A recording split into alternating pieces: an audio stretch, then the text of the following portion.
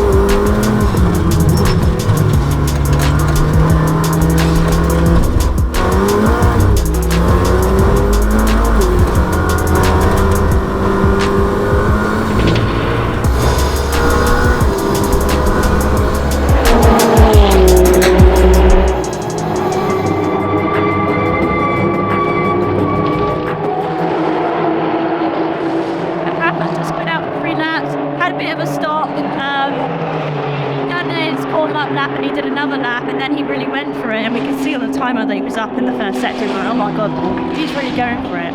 And then unfortunately at turn 7 he just didn't brake enough, and the car just went straight on and went off the track. But all good, just starting to gravel. They pulled him back out, and now he's back with the guy that's out of the gravel, and he's going to be going straight back out again.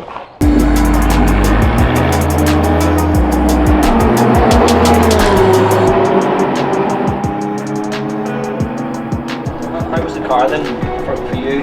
The car felt fine. I started feeling vibration there on the steering wheel, but it's probably some pickup on the tires. Yeah. There's a lot of pickup off the lines. If you're sort of going wide anywhere, yeah, it's probably that's probably what it is.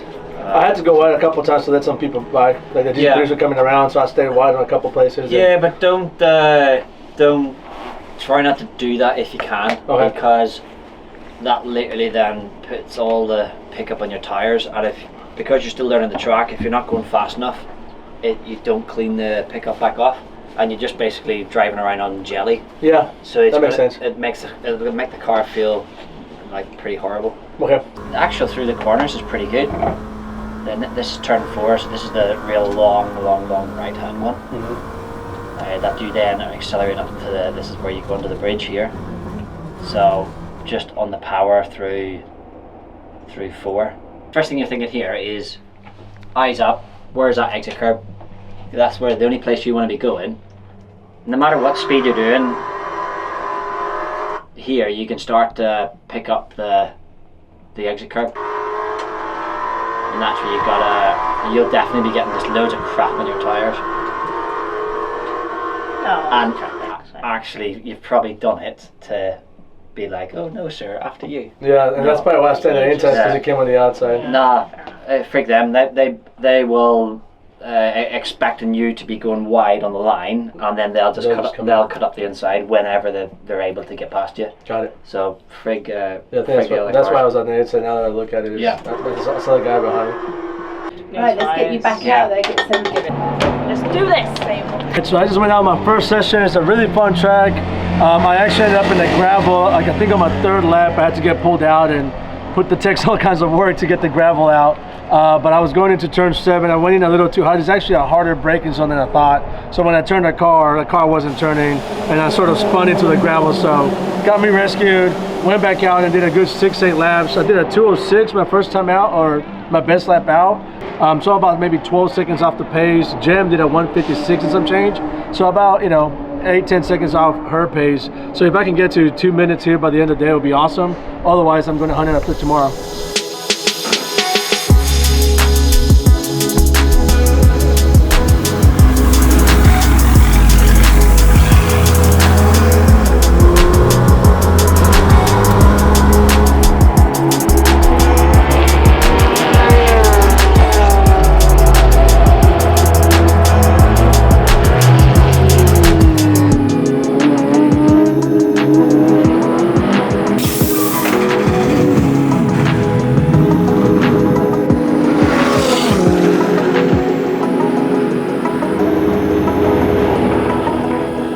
End of day here in Barcelona. Ended up going 3 times today. Did crack the 2-minute mark.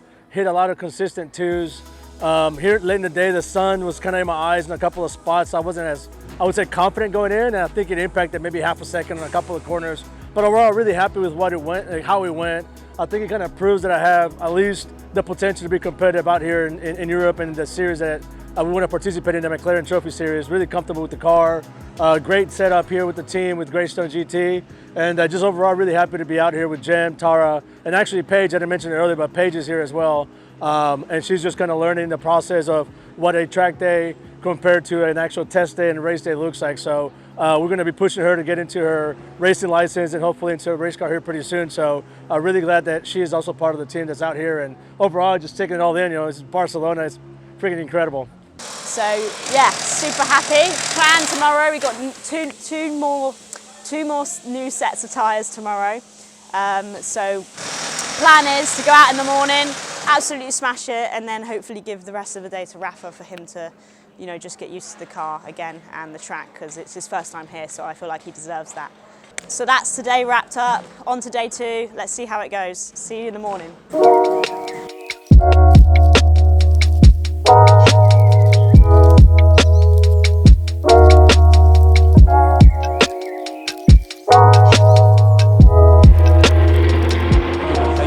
It was great. The first session I went out, I think I did right around 2:01 or something like that, which is about what I was yesterday. Yeah, so. cool. Straight back on it. Yeah, but it was a little bit slippery and hopefully a little quicker with the new tires. Yeah, absolutely. Okay, cool.